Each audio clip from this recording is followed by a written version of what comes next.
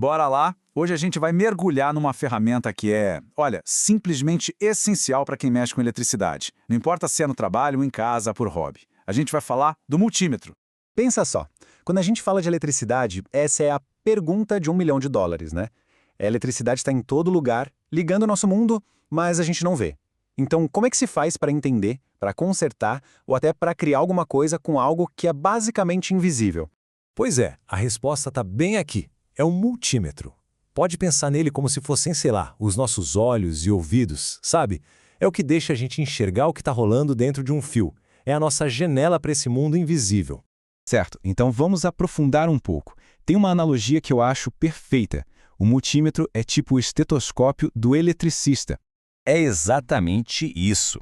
Sabe como um médico usa o estetoscópio para ouvir o coração para saber se está tudo bem? Então, um técnico usa o multímetro para auscultar a saúde de um circuito. Ele te conta se a energia está passando, onde que está o BO e se aquela corrente está, digamos, saudável.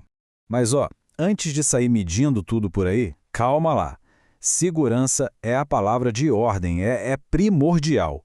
E para isso, existem 3 regras de ouro, 3 passos que garantem que a medição vai ser feita do jeito certo e, mais importante, de forma segura. Funciona assim. Primeiro passo, sempre tente estimar o valor que se espera encontrar. Sabe, ter uma noção. Isso já evita um monte de susto e até perigo. Segundo, dá uma checada na ferramenta.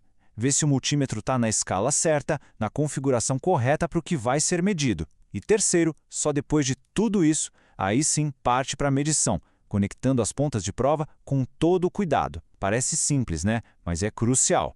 Beleza, a parte da segurança está entendida, mas o que exatamente a gente está medindo? É que a eletricidade, vamos dizer assim, ela fala 2 línguas diferentes.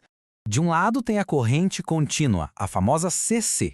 Ela flui reto, tipo um rio, sempre no mesmo sentido. É a energia de pilhas, de baterias. Do outro tem a corrente alternada, ACA. Essa aí não para quieta, fica mudando de direção o tempo todo, dezenas de vezes por segundo. É a energia que a gente tem na tomada de casa.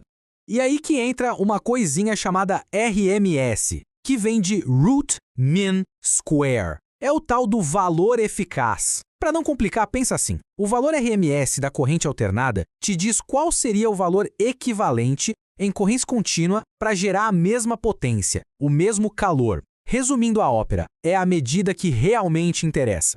E essa imagem aqui mostra isso perfeitamente. A onda tem um pico, né, o ponto mais alto que ela atinge. Só que a potência que de fato faz o trabalho acontecer, o motor da coisa, é o valor RMS. Ele é um pouco mais baixo que o pico. Guarda bem essa informação, porque ele é a chave para a gente entender o resto da história.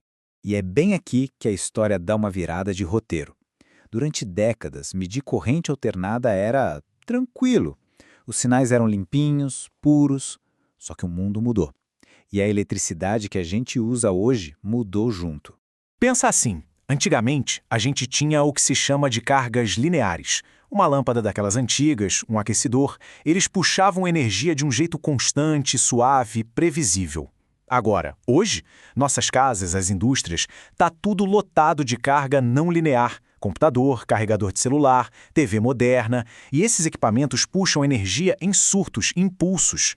Isso bagunça tudo, distorce completamente aquela onda senoidal perfeitinha de antes. E aí que mora o perigo. A maioria dos multímetros mais antigos, ou mesmo os mais baratinhos de hoje, foram feitos para aquele mundo antigo, dos sinais perfeitos. O que eles fazem? Eles medem a média do sinal e usam um atalho matemático para chutar qual seria o valor RMS.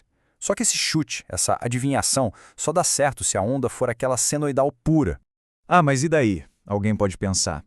E daí que isso é importantíssimo, porque usar a ferramenta errada para medir esses sinais todos distorcidos de hoje não gera um errinho bobo não, gera uma leitura completamente falsa, uma mentira. Olha só essa imagem. Isso aqui é o problema na prática, preto no branco. É a mesma corrente elétrica passando pelo mesmo computador, só que medida de 2 jeitos. Um com um multímetro True RMS, o RMS verdadeiro, e outro com um aparelho convencional. A diferença é absurda. Uma dessas leituras está mentindo descaradamente sobre quanta energia está sendo usada ali. E o tamanho da mentira? Nesse caso aí, um exemplo real, o erro foi de 18,4%. quase 20%. Agora, imagina só o que é dimensionar um disjuntor, um fio, se baseando num número que está quase 20% errado. Isso vai muito além de ser só impreciso. Isso é perigoso. É por isso que a solução se chama True RMS, ou TRMS. É o tal do RMS verdadeiro. Em vez de chutar com base numa média, esse tipo de multímetro usa um cálculo bem mais inteligente, mais sofisticado, para achar o valor real, o valor eficaz de verdade. Não importa o quão bagunçada, distorcida ou cheia de ruído onde esteja, ele lê a história como ela é. Então, o que a gente tira de tudo isso? A vantagem de um multímetro TRMS é gigante. Ele te dá um diagnóstico preciso nos eletrônicos de hoje. Evita aqueles erros de cálculo perigosos que podem causar uma sobrecarga, um incêndio, e dá a certeza de que o problema está sendo atacado na raiz. Sem dúvida nenhuma, hoje em dia, essa é a característica mais importante que se deve procurar num multímetro. Ponto final. O mundo da eletricidade pode até ser invisível, mas com a ferramenta certa na mão, ele deixa de ser um mistério. Agora que essa diferença entre o chute e a verdade ficou clara, a pergunta que fica no ar é: que forças invisíveis, aí no seu mundo, estão só esperando para serem medidas do jeito certo?